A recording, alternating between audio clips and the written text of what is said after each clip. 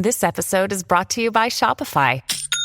Forget the frustration of picking commerce platforms when you switch your business to Shopify, the global commerce platform that supercharges your selling wherever you sell. With Shopify, you'll harness the same intuitive features, trusted apps, and powerful analytics used by the world's leading brands. Sign up today for your $1 per month trial period at shopify.com/tech, all lowercase. That's shopify.com/tech. For has it not been written, we are safe from any threat, as long as those 3 golden balls are on the minaret?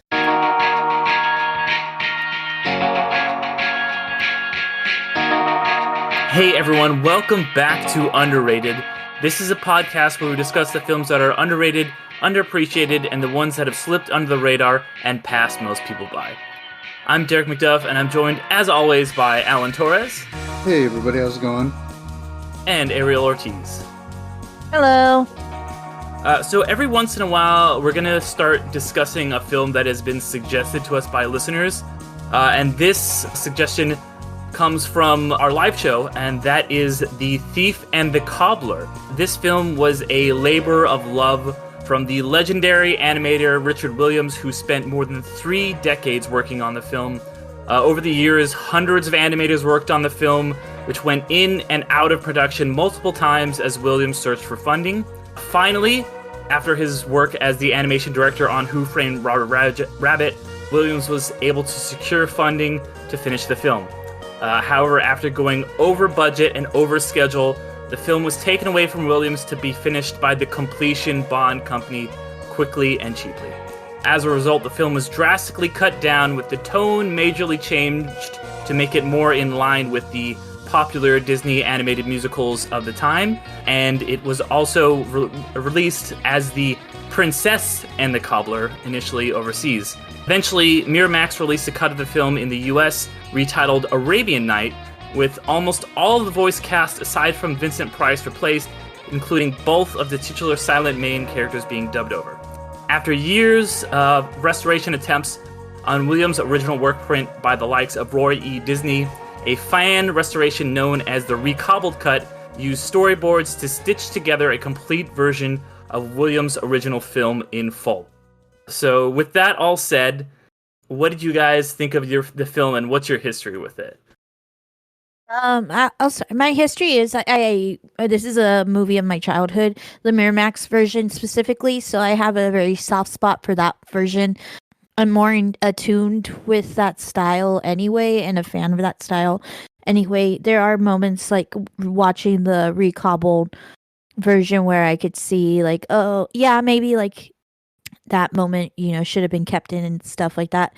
But it was very interesting to watch the recobbled scene this time around, and then I did like a quick rewatch of the Miramax, the one of my childhood as well. I think in theaters it was Arabian Nights, but once it got onto home video, it was changed back to Yes, Thief and the Cobbler. They did retitle it. It was kind of had a silent release, and it was eventually like in some cereal boxes and stuff as Thief and the Cobbler.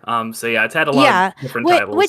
Which was a very thing. They did that for Bambi. They did that for a lot of different Disney movies as well. That's the thing. I did also watch that documentary.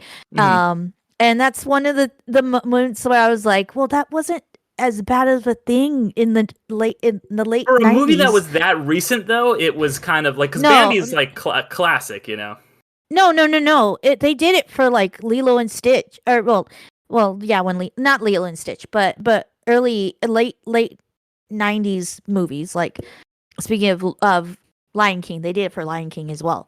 And it was very much just a thing of the time. But I'll digress on that. Definitely, I was just saying, it's a lot of re-releases. Yeah, watching the recobbled one. It's definitely, he had a complete movie. He just didn't want to stop, in my opinion.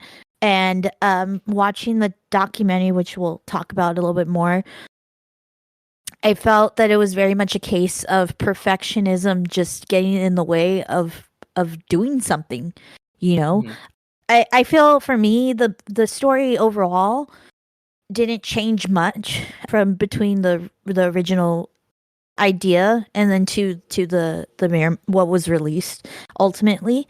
I think it definitely, it unfortunately kind of like with which is also a classic movie, and like is well deserving of its accolades as well, is I think definitely the release of Aladdin, which is kind of falls on fault to him for taking too long as well, and especially talking about the project as for such a long time.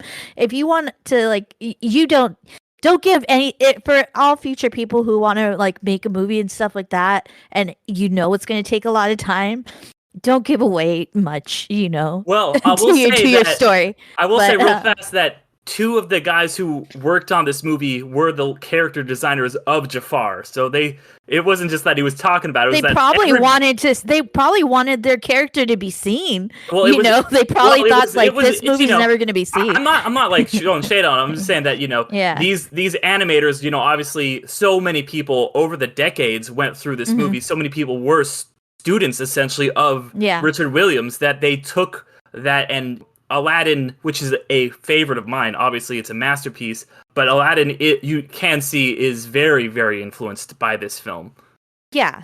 I mean, Aladdin and this movie as well are very influenced by the cultural Arabian 100 Nights, Arabian Nights story as well. Yeah, you can trace it back to the first animated movie ever, Prince Ahmed. So But yeah, I mean, I very much believe rewatching the Miramax version and then watching the Recobbled version.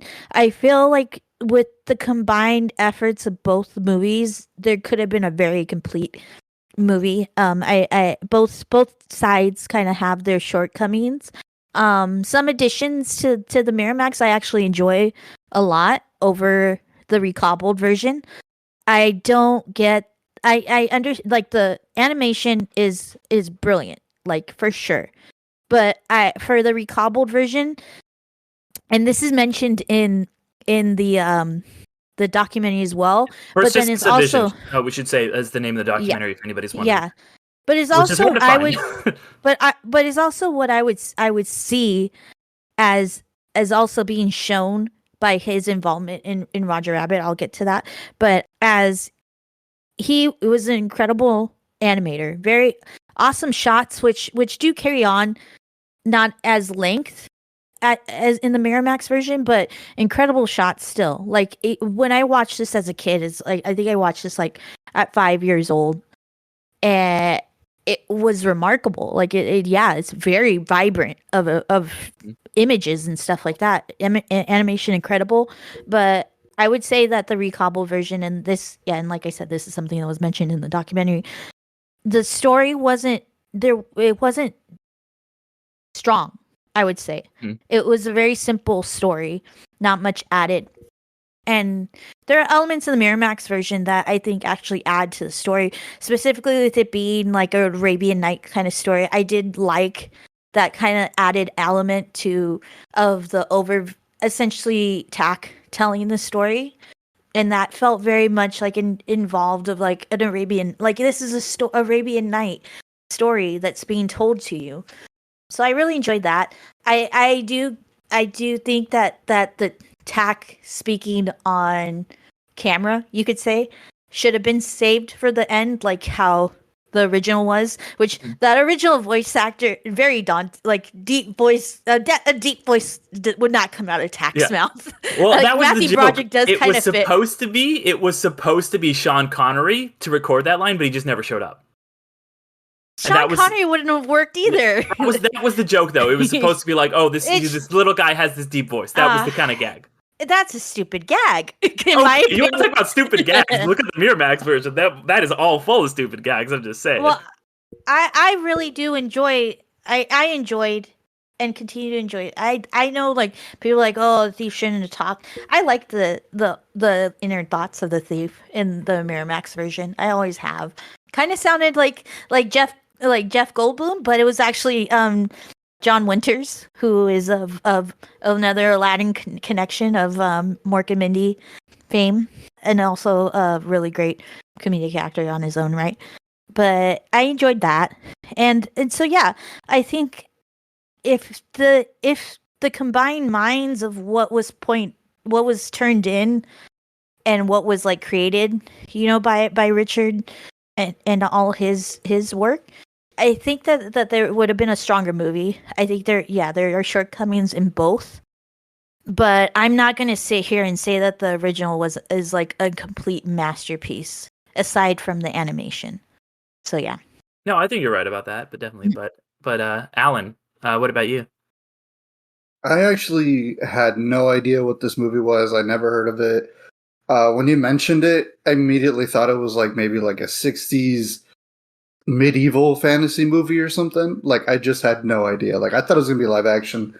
And not until like you sent us the link to watch it. But yeah, when I started watching it though, I felt like I recognized Tack. Like his like mime face with like having a tack in his mouth, kind of using that as a smile or a frown or whatever. I love that, by the way. When he's tapping the tack. So I wrote that in my notes of how much I love that little detail. Sorry to cut you off. No, that was actually one of my favorite details. So yeah, I guess to start off, yeah, the story is okay. Like the story is kind of just simple. Yeah, I think clarify that up until this point, you've only seen the recobbled version, right? Correct? Yeah, just right now. Like, this is all I've seen. I didn't see the documentary because I didn't have enough time. But I kind of read up a little bit about it during some of the slow parts. So I was kind of like reading and kind of caught up with what you guys were saying. Yeah, but essentially I was like kind of blown away. I was actually like shocked at how fucking amazingly animated this film is. Like, I do have to say that I think maybe Richard Williams was his name. Mm-hmm. I think because from what it sounds like you guys are saying from the documentary, he got overzealous and wanted to keep going because I know this they filled in holes and they put in certain parts in the film, some sequences where there are times where I was like, yes, this could have been cut out. You didn't need it. Like, the movie didn't need to be an hour and 40 minutes. Like, not at all. It could have been an hour and 15, an hour and 20 the most. But other than that, like, it was just stunning. It was gorgeous, like super vibrant. I mean, yeah, it sucks that occasionally you would see the non-colored, not non-rendered kind of scenes, kind of show just black and white sketches and stuff, which can pull you out a little bit, but you kind of have to go in with that like in mind. But it was just amazing. Like, I just could not take my eyes off the screen. Like, and what's incredible is that it took 30 years to mostly make. And yeah, like, I'm not gonna lie, if it had been completed and they cut it down by like 20 minutes, I think it could have easily been one of the greatest animated films of all time. Easily better than, the 90s Renaissance of Disney. Like, holy shit. Like, that animation, the fluidity, everything, like all the characters, the way they moved, Blue Meanie Jafar kind of had this like, even like his capes and his like outfit and everything, just everything moved. Like, just, I loved it. And I kind of liked, I know we were talking in the group chat beforehand that like, I guess the Miramax version is a little more, child friendly. This one isn't it's a lot like more broad. No, I'll say to point that out.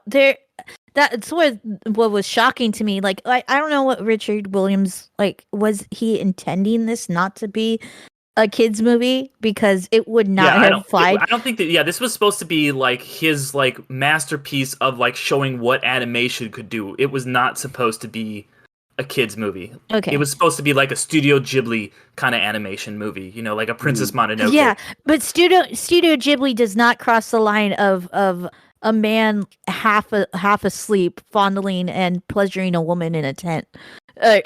So that was one thing that I was like, "What the fuck?" I felt like I felt like they kind of set it up. That was the only part. Yeah. I think he was supposed to be like an old creeper. Like he's not supposed to be a good character, the king, and it's neither a zigzag. Mm-hmm. Yeah, exactly. Like I was kind of like, okay, if anything, I would have much preferred it to be the way it was. Like I wouldn't want it to be like toned down for kids or anything like that, because because just so much of that beginning, those first couple sequences are so psychedelic, and like I won't lie, I was a little high when I started watching it. Or I was coming down, and I was like, holy shit, this is like awesome. And like the checkerboard kind of spinning all over the screen, like kind of white and black. It was awesome. Like so many amazing sequences. And like the last sequence where he kind of does that like Rube Goldberg machine, destroys all the war machines. Yeah, but definitely Buster Keaton influence for sure. Oh yeah. Oh, and then like I mean, there was one scene.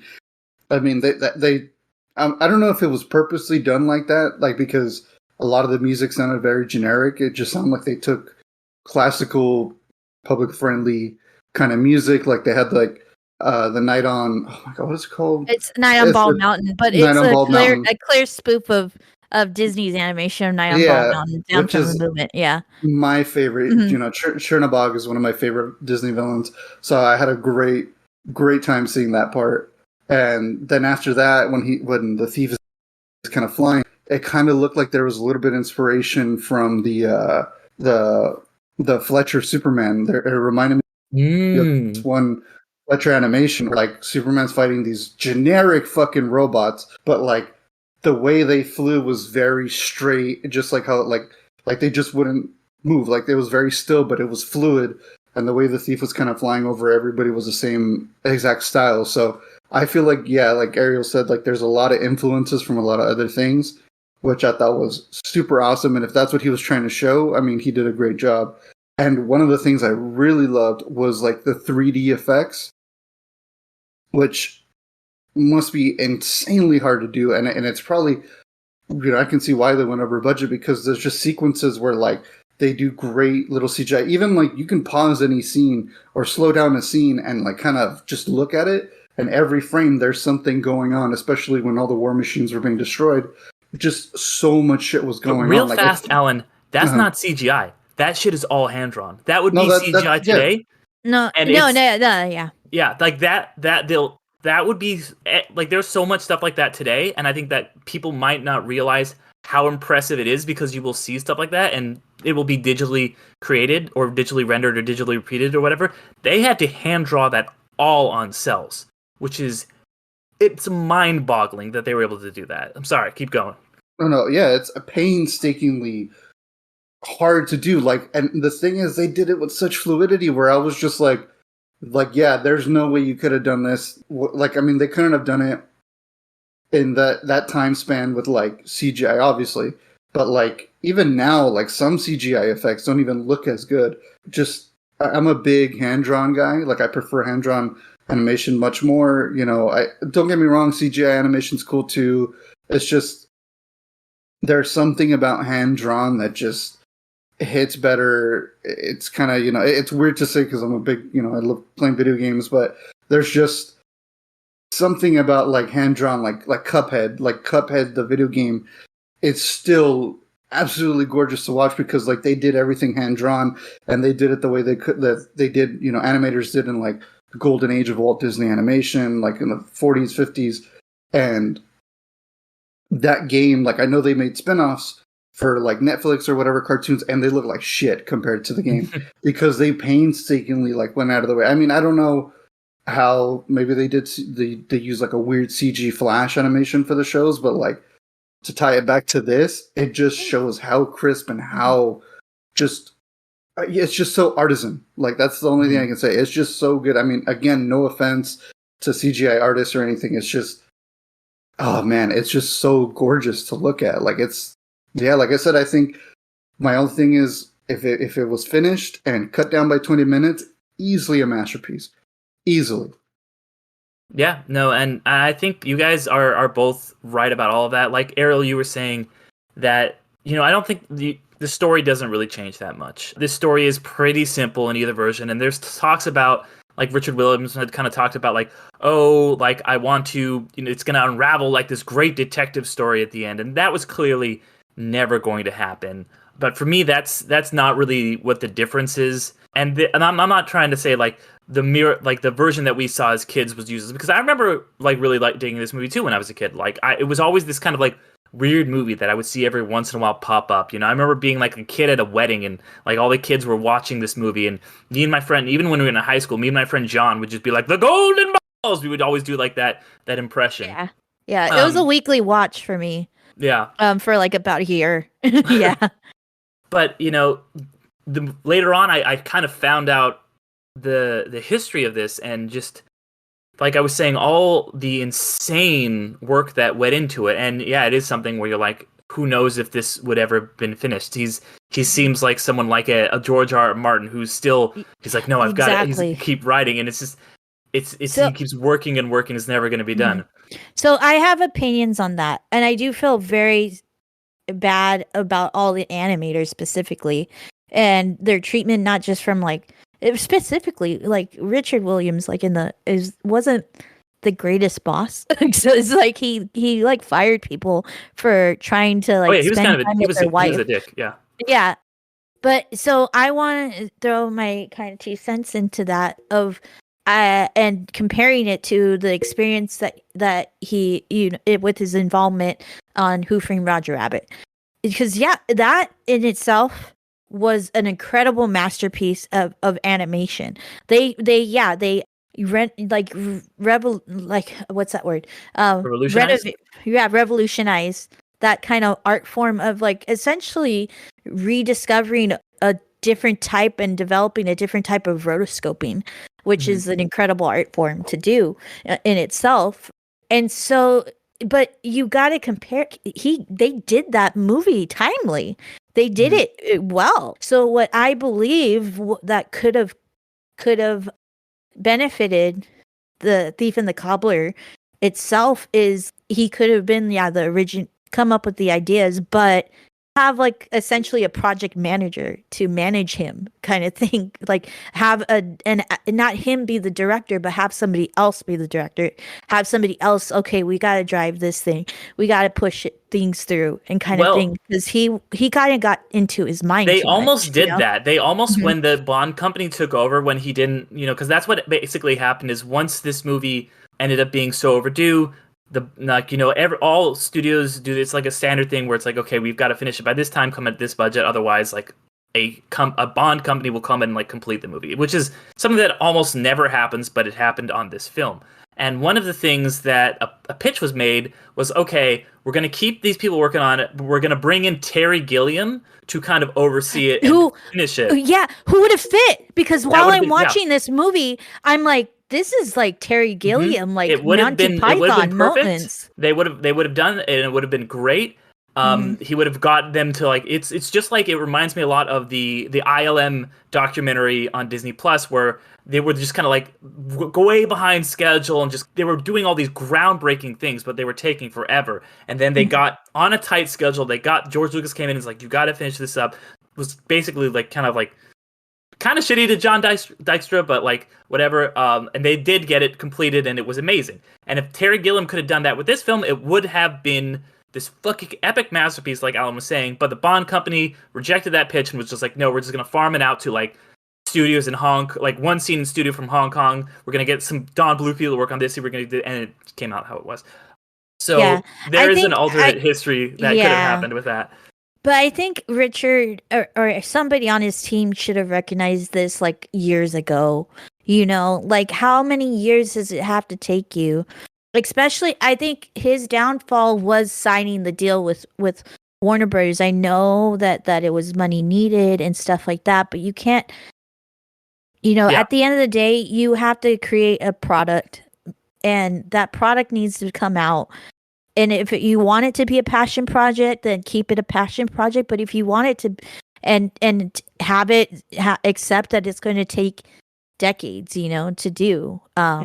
But if he said he should have gone instead of to Warner Brothers to like studios in like Europe and stuff like that. That would have been a little more lenient and let him kind of like take his time to finish it, because that was his vision. But I just want to kind of get back into what I was saying there. That Alan, everything you were saying is absolutely right. The level of just competence and just how amazing this film looks. I don't think people will truly understand because, like I said, this film is all done on cells, and the way that the camera moves in this film is unlike anything animated on like cells ever made. Like the way that the camera is, like when it's zooming through the mountains, stuff like that. You will see a shot like that today. It'll be, even if it's like a hand-drawn movie, they'll still do that digitally. Like the fact that they would do that, and it makes sense they took years and years and years, because there are some things in this movie that blow you're like, literally, how did they do this? Like, how many people, how many years did it take to do this shot? Like the beginning, when they are running through all those, like you said, Rube Goldberg's and those optical illusions, and like there's the one where it's like the tiles and they fall, and it's just like one. It's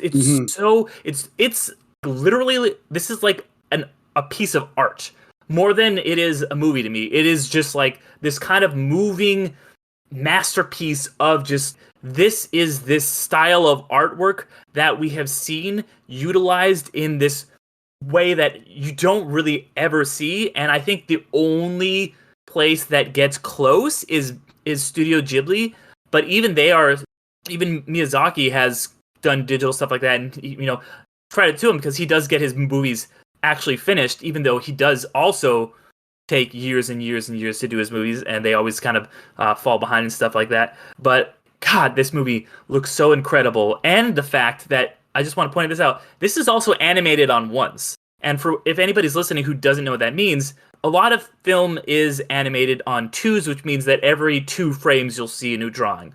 Ghibli films are animated on twos or threes. And the half of this film that was animated after Richard Williams left is animated on twos. This film is all animated on ones. That means that every single frame is a new drawing. And that is part of why it is so astounding. The level of these pieces looks so good. But yeah, like you said, Ariel, I don't know if this would ever be completed. It's for me, it's more of like a visual, just artwork, just almost in the way that like something like, I don't know, like I like it. I would think this is much better film than like Avatar, but like the same way that like Avatar 2 is just kind of like looking at this amazing technology, this world, that took years and years and years to complete. But yeah, it really, going back and watching it now, because I've seen bits and pieces of the Recobbled Cut. I've seen like the trailer, and I've watched some of the scenes that were taken out. Like, because you can tell kind of watching the theatrical version that there are some pieces that are missing. Specifically, I think the biggest part is with the witch, because that kind of goes really quickly. And when you watch the Recobbled Cut, you can tell why, because there's a lot of just chunks of that are just storyboard. But the big one, I think, is the finale, which was where the whole thing is just being destroyed, and you're seeing the thief going through everything. I also really like, for me, I appreciate what John Winters was doing, because they clearly were like, okay, like we're gonna do, like, just like you said, Ariel, there's that Aladdin connection where it's like, there's this really funny comedian, we're gonna get him in to kind of tell these jokes, be kind of anachronistic, like say things like, oh, this is like Les Mis, oh, I'm gonna do it like a pilot, and like that's kind of more for the kids, But I do appreciate the silent film aesthetic that was in, where you had like these characters that are kind of just Buster Keaton inspired, and they're just kind of going through, because one of the things that bugged me a little bit was just the relentless narration by someone who I'm a really big fan of. What's his name? Ferris Bueller. Matthew Broderick? Yeah. Yeah, I love Matthew Broderick, but yeah. It is the narration. I've just spaced. But the narration is just so constant, and I'm just like, I get it. I know what's happening. This is this film was designed to tell you things visually. You don't need to explain everything to me, and that got a little old.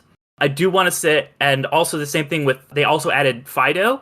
They added like the voice for Fido. I don't know if you knew this, Alan, but he just kind of like squawks and stuff like that. You know who the voice was for Fido, Alan? I was like, because I was looking up the like I said, when they got slow, I was looking it up, and I was like, okay, so Vincent Price is, Blue Meanie, and then blah, blah, blah, whoever, and then Matthew Broderick is for the edited ones. And then I see Fido, and I'm like, this is some, like, they really, like, I'm going to stop bearing the lead, Donald Pleasance. Mm-hmm. I was like, what the fuck? The randomest person to be like, you're going to play a fucking bird. I was like, Donald Pleasance, Yeah. legendary actor, known for just so much good shit. And then obviously Halloween, but like I was like, it's kind of one of the like, wasn't there like an episode of South Park or something where like George Clooney just played a dog and he just barked or some shit?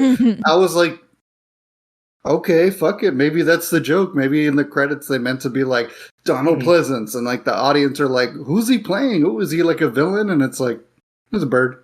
Yeah. Well, the thing is, like, with him, like, record there's some iconic voices. Obviously, you got Vincent Price as Zigzag, which is the one voice they kept, because you can't get rid of Vincent Price. Like, amazing. Like, he's just speaking in verse the entire time, and I think it's freaking great. Is well known of playing what I consider underrated villains with this, and then Ratigan from The Great Mouse Detective, but then also Ironside from Here Comes Peter Cottontail as well. So yeah, but like he's not the only, because he recorded this in like the 60s and 70s. So like Richard Williams just over the years got all these iconic people to do all the voices, and you lost a lot of them except for Price, like I mentioned. You lost obviously original Princess Yum Yum. Original King Nod was Anthony Quayle from Lawrence of Arabia. In fact, this film was in production so long that a good chunk of, there's like 10 people in this movie that this, including Vincent Price, and Quayle, where this was their last film because it was in production so long that they recorded this 20 years before it came out, and then the film was eventually released with these some of them didn't even appear on it, but all these old tracks kind of came out, and they just had them, on files. Before I do wrap up of what I've been saying, I do want to say something nice about the Miramax version, which is I didn't love all of the songs. In fact, I kind of snoozed a little bit on the Princess songs, because I did rewatch that just to get a little more context talking about this. But I do have it's that same like thing with you, Ariel, where it's like I've got a nostalgic soft spot for that Brigand song. That song is a banger. Like, I'm not gonna lie, that just like boom boom bada bada, like I kind of like fast forwarded, and I made sure to stop at that song and rewatch and watch the rest of the movie from there. That song's just great. Like I do love that song. So I enjoy that one, and then I do enjoy the Princess I Want song, which in the original, like, Aladdin was missing, like, and should have been included. Gilded Cage should have been included in the original, but I did enjoy those two because they expand on the characters that, like, in the recobbled version you don't get much of from any of the characters. But by having those two songs, especially with the second one with the tribe, who you don't get not much backstory at all in the recobbled version. You get more personality added to them.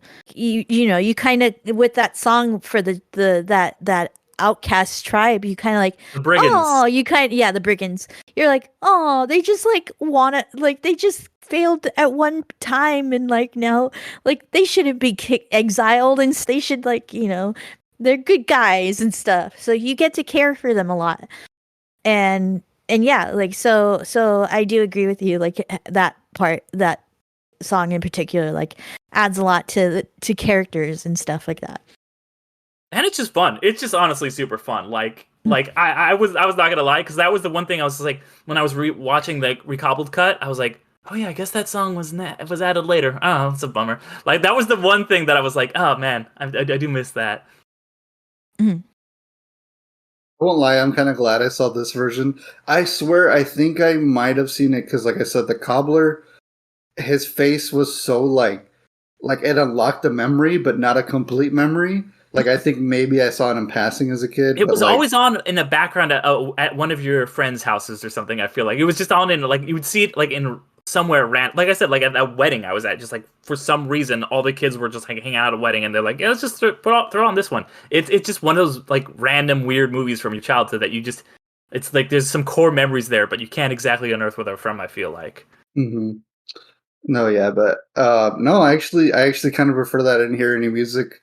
Any music in it, because I really, really like how I saw it. I mean, like, mm-hmm. I like that it was a little bit more just animation rather than like kids animation. So I was like, oh, I dig this a lot, and especially with like all the psychedelic moments and everything. And I was just like, No, I like this ride, and I like where I'm at. So I'm really glad I saw this version. But maybe one day I'll get back. I'll get around to seeing the Miramax one just to see the difference. Yeah, and Miramax was kind of notorious, especially at the time, for drastically cutting movies. Like, there's this famous story of, because Miramax would cut movies, and they would also add a lot of like soundtrack and dialogue to stuff because they thought American audiences would not pay attention. And they did that with a lot of the Ghibli films when they were getting all the, like, if you can watch, like, you know, Castle in the Sky and stuff like that, and there's just like so much more extra stuff that's just shoved in there. And there's this really great story about when Princess Mononoke was coming out, which is my favorite animated movie. I think it is a masterpiece unlike anything I've ever seen. And when it was getting its US release and Miramax was going to do it, Miyazaki's producer sent Harvey Weinstein, who was the guy who human piece of shit and the guy responsible for a lot of these cuts in the Ghibli films and this one and so many other things. He sent him a sword and it said no cuts. And there was no cuts in Princess Mononoke. And Miyazaki later said, I defeated him. And I thought that was so fucking great. That's pretty awesome. I mean, Princess Mononoke is like an absolutely amazing film. Like, it is a masterpiece. If anything, that was the movie I saw in the background where somebody was watching and I walked in on it and I was like, you can have gore and just adult themes and animation. And this was before I got into anime. This was just like, what the fuck am I watching? Like, whoa, like, as a kid, you're like, oh, there shouldn't be blood or there shouldn't be gore or anything like that, or just like mature themes and stuff. Like, I was like blown away. But again, I digress. Yeah, like rewatching it, one thing I was thinking about is that the way that this film uses its film as like visual language, and it's just like, yeah, these are the things we can do in film with very little dialogue and just tell a story through the aesthetics of movies. And it reminded me a lot of Mad Max Fury Road in that respect, where it is just kind of just like, here's the plot being propelled forward by these images.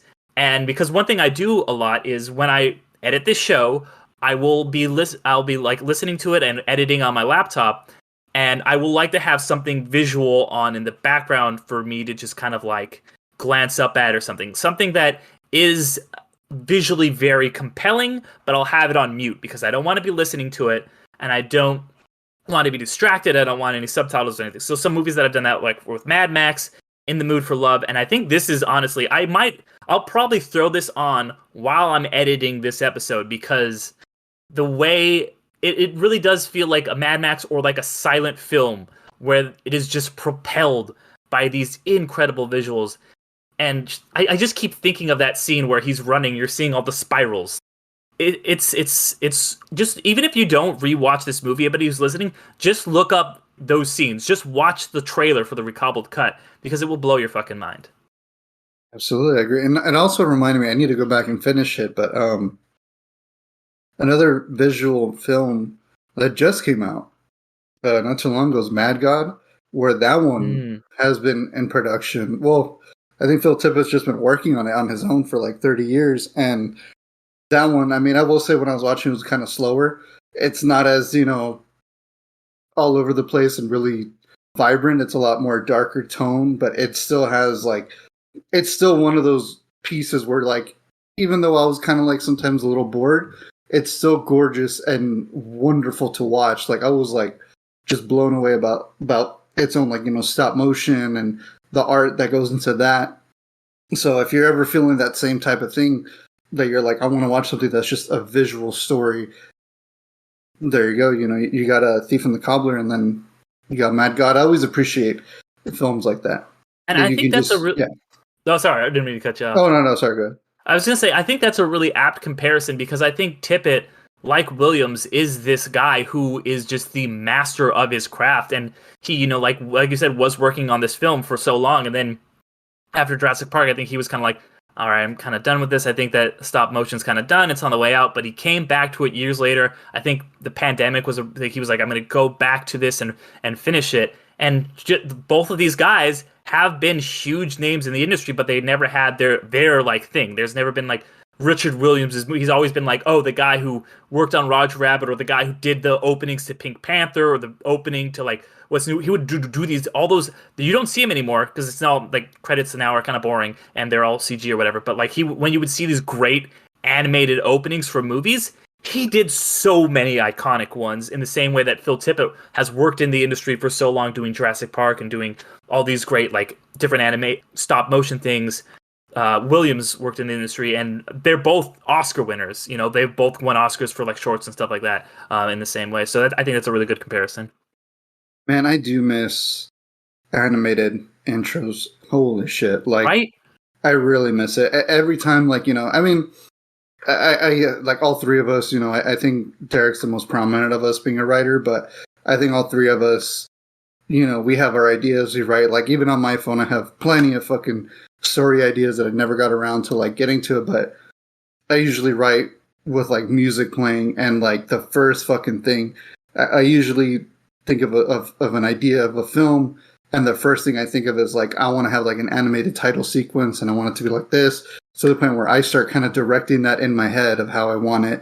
And truly, I think, like, opening title credits, like, that art sadly is kind of dying off. Where, like, now I understand that there's, like, this cinematic appeal of just getting right into the movie, and then now you have all these big blockbusters where you see certain logos and you're like, I already know what I'm in for. And then the movie starts, and then they'll show the title at the end of the movie at the end credits. I know Marvel's doing a really great job of, like, at least doing something cool with the end credits, but I really do miss, like, the animated intro credits to a film, because it, like, Scott Pilgrim versus World has one of the greatest fucking intro credits sequence. Like, I saw that premiere night, and I just remember all my buddies and we were sitting there, and you know, fucking the Sex Bombs are playing. And then it just starts going, and like the couch gets pulled back, and then it has like all the X's have their own little animated sequences kind of thing for the cast names. It really sets up the mood for you for a film, and god damn, like, just sitting there, I remember just like going, holy shit, we're in for a great time. It's something that is really a dying art that I wish we would see more often in film. Yeah, absolutely. Well, before we wrap up here, did you guys have any final thoughts on Thief and the Cobbler? And just check it out specifically for the animation, and just see, I really do hope, and I kind of just, it sucks from a audience point of view that, I mean, it's understandable that he felt like, oh, I'm never gonna, like, animate anything again. But he did animate a few things. I watched some of them, but not to this degree. But yeah, I mean, it sucks when people are, like, clearly talented, but once they have, like, a kind of downfall, or, like, not a downfall, but, like, something gets taken away, like, this could equate to kind of like a Walt Disney getting Oswald the Lucky Rabbit taken away from him, and he just stopped, you know, kind of thing. So it's a very sad shame that he didn't move on and continue and do something, you know, just try again. I do have something to say about that, but because he did, and like the end of the documentary Persenses of Vision was saying, he was working on a film. But there's shorts. He was planning to do a film based on the ancient Greek play. But it was the same thing that happened with this. He just never finished it. It was going to be it was planned to be a feature, but he just, you know, it's that same thing where he's such a perfectionist that he never got it done. He only got the first part, the prologue, done, which eventually he did release as prologue, and it won the Academy Award for Best Short Film. But yeah, it just kind of, it's one of those things where it's like, yeah, he just wasn't able to finish it, unfortunately. Yeah. It's the prologue. I watched it. It's not the same style. It's a lot more realism, sketch drawings. and it's literally 6 minutes, which is it just kind of sucks. It's like you said, he seemed like a very George R.R. Martin kind of person, which I don't really like that type of person. I don't like George R.R. Martin that much. Very Kubrick-esque. I get it though. Yeah. It's tough to fucking write. It's tough. But you're right. It's not I don't know. Like, he's the type of artist that like wants. He's talented. He has talent, but it's not even about a drive. It's just about being realistic in your art, I guess you could say. And yeah, like there's that. Sad. Unfortunately, there's people. There's like and he's the definition of like a tragic artist. I think for sure. Like, there's that part in the documentary where they're talking about like there's that scene with the soldier, and it's such an incredible sequence where the soldier is like climbing onto the back, and he's got like 18 arrows in his back, and he's climbing on the horse. And it's supposed to be like a 15-second thing, and then it ends up being like a minute long because he was like, "This is so good." He just kept going and going and going and going, and it's like at some point you've got to. And this is something, like you're right. Like me being a writer, I like at some point like you've got to like stop and be like, I have a deadline. I need to do this. I'm going to. This is as good as like I know that I can make this better, but I've got to stop now and work on the next part. Otherwise, you'll never finish anything. So it seems like he wasn't able to, unfortunately, compartmentalize that and do that, which is a shame. But the George R.R. Martin thing reminds me of something. I don't think I've told this story on the podcast before, but I think you'll appreciate this, Alan. There was this interview where George R.R. Martin was talking to Stephen King, and they were interviewing each other. Oh, I love that scene. Yeah. I love it. And George R.R. Martin goes, "Stephen, I've got one question for you. How the fuck do you write so fast?" And like that just says it all right there. Because Stephen King will put out like 8 books a year. That guy's a psychopath. George R.R. Martin will like write 2 pages in 8 months. Yeah. No, because Stephen King's just genius in that way. Like, he's just a genius. I feel like Stephen King is the type of dude who just he makes it his job. Like, he's like, I gotta write like 4,000 words every day. Like, he makes it like, I think he's the epitome of like, you master something at 10,000 hours. And I'm pretty sure he's clocked in way more. Oh yeah, than 10,000. No, I don't know if you've ever read his book on writing. I have it, but I haven't started. It's such a phenomenal story. Book. It's such a phenomenal book. It literally helped me learn how to write correctly because of just how clear he makes things are. It is very much a dive into his mind, but you get to like, oh, like you're like incredibly smart and you know the art of writing, but it's not, you're not being pretentious at all. It's just like it's just like listening to like a friend teach you something is very much how Stephen King's on writing is. It's definitely a worth read book. I have it here somewhere on my bookshelf. I have it somewhere too on my bookshelf. But yeah. Yeah, that reminds me of a book that I just very nice. Such a perfect. Yeah, I just speaking of that, this is tangential, but I just finished the book, Sidney Lumet's book, Making Movies, and it's the same kind of thing but for films. And I really recommend anybody who is interested in filmmaking, definitely check that out. Sidney Lumet, obviously an incredible director. His first film in 1957 was 12 Angry Men. His last film in 2007 was Before the Devil Knows You're Dead. So just like a 50-year career of just like Network and Serpico and Dog Day Afternoon, like all in between. So yeah, like on the same vein of like just somebody who just is a master of their craft.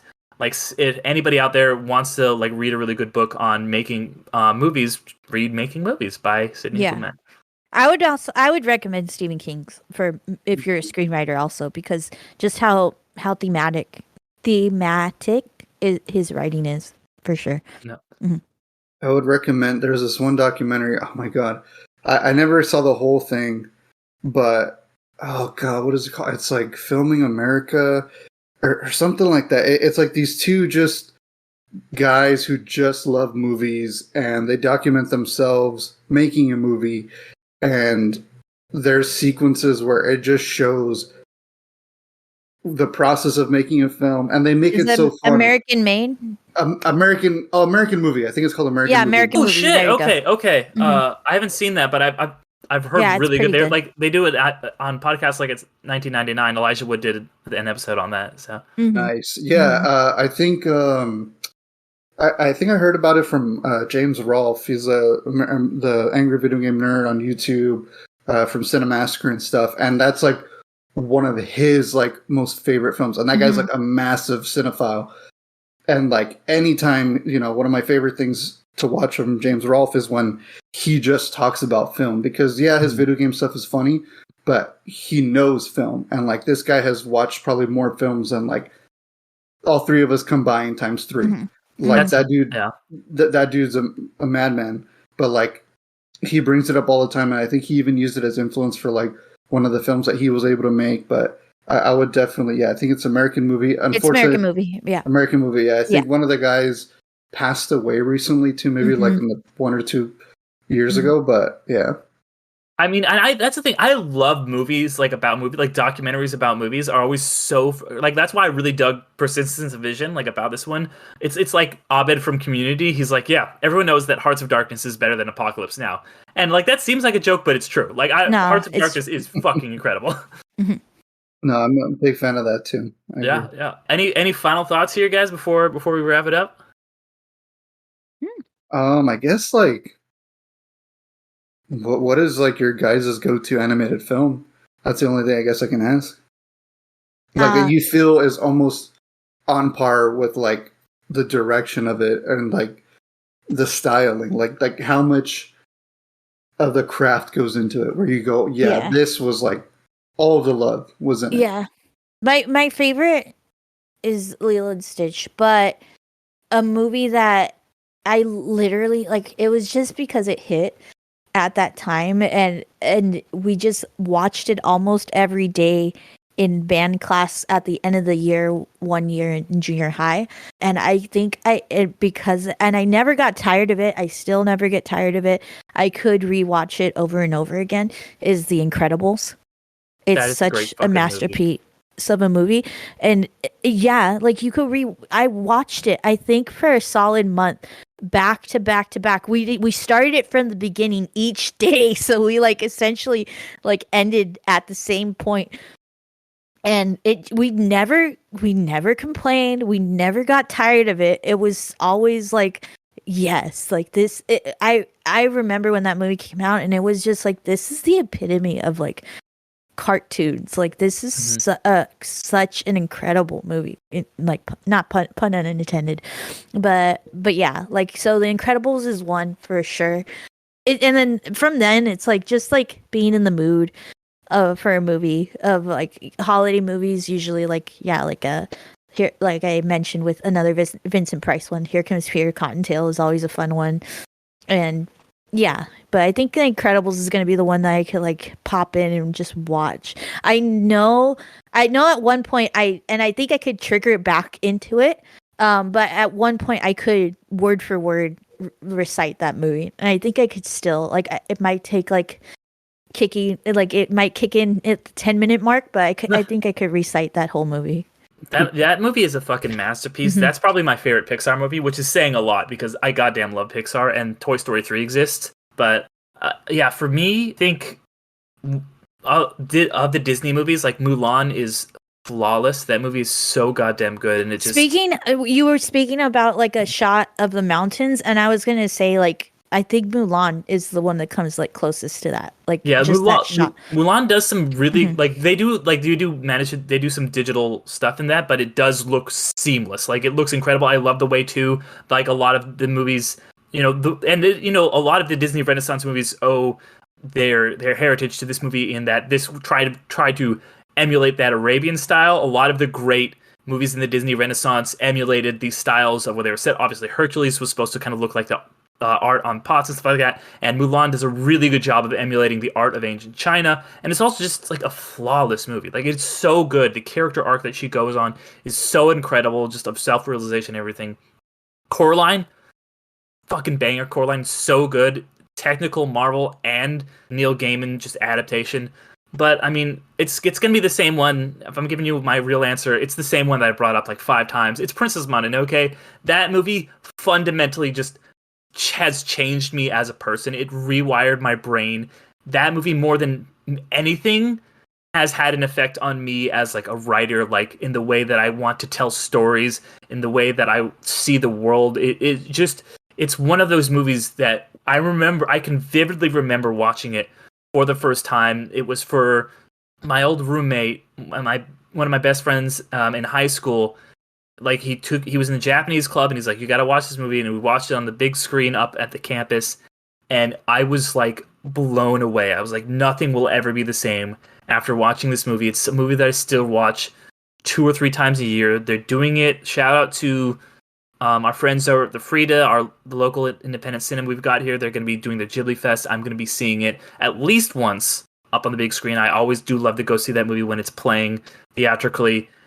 It's perfect. I don't like both subbed and dubbed. I'll watch it anytime, day or night. I love Princess Mononoke. It lives in my heart. Oh yeah.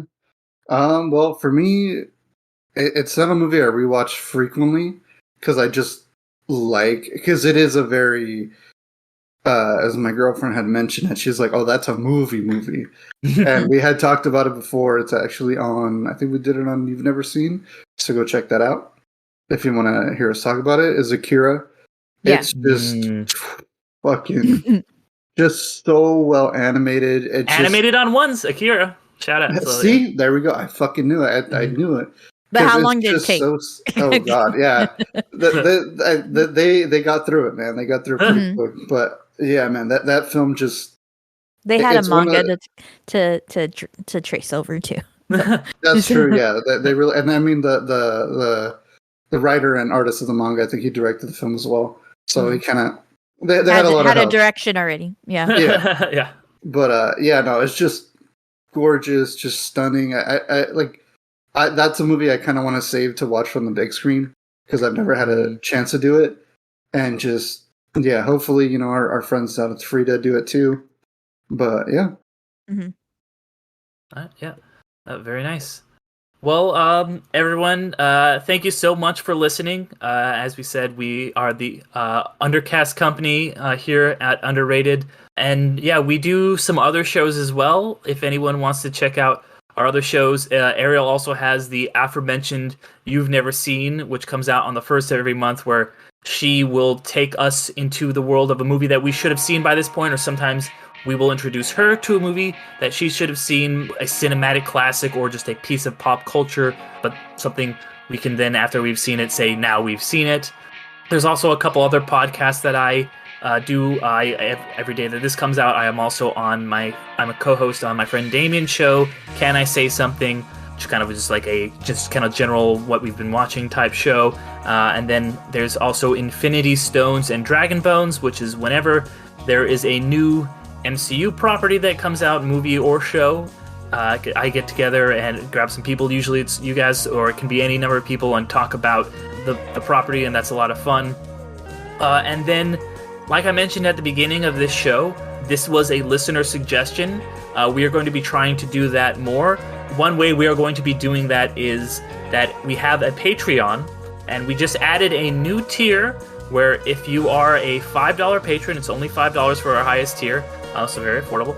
You can, after 6 months, you can tell us a movie, and we will do that movie. We will cover it.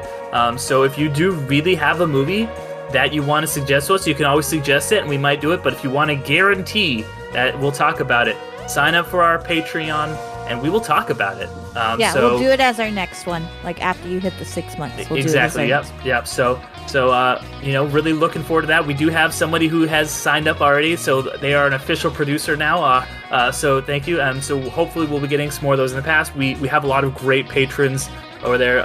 So hopefully we get to see some more of you guys and talk about some films. Really looking forward to doing some more episode suggestions from both the patrons and just ones that we get that we want to pick. We've got some really cool episodes of this show coming out. Next week we're going to be talking to one of my favorite podcasters, Billy Ray Bruton, agreed to come on, and we got to talk about A Home at the End of the World, which is already recorded and I still need to edit. So look forward to that, and look forward to all the other stuff that we got coming down the pike.